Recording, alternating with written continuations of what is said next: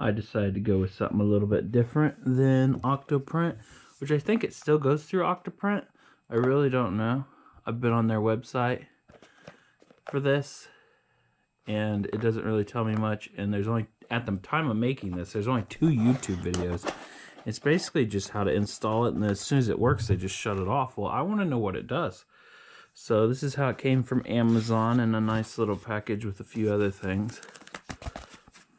We are going to go through the settings, see what all I can do with it. There's a few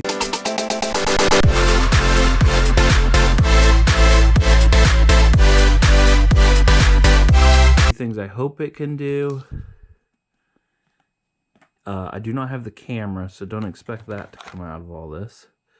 You got a USB-A that's purple. Purple. I guess color doesn't really matter, but it's purple. This ain't white, I guess. I was looking for blue or red, maybe. To USB-C, that's also purple. I think you guys can see that. Looks like it's going to be about 3 foot. A charge brick. That the output is 5 volt, 2 amp. 2 amp ain't too bad. It feels a little bit on the light side. Doesn't feel like you could crush it, though, if you put it in your bag. So that's pretty nice. Another cable.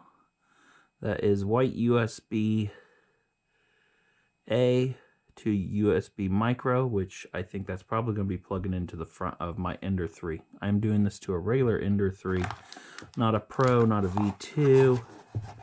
It does have the 4.2.7 board in it from Creality. No manual. Great. 4.2.7 board in it, the silent board, and that's what we're going to be plugging this into. So I was hoping for a little bit of instructions. I don't know why everything I get for this 3D printer does not come with instructions. Nothing. I got the Ender extender kit and everything. We hope you enjoy this. Please start at our support page. Now, some stuff should come with instructions. Like, if you buy a pen, you really don't need instructions with that. It's a lot smaller than what I thought it was going to be, but that's great. USB-C on the side, which I think is the power supply. It's kind of weird that they put the ports on the front. I guess that is on the ports on the front instead of like in the side or anything. Looks like that would be a ringer, so it could ring at you. Little tiny screen.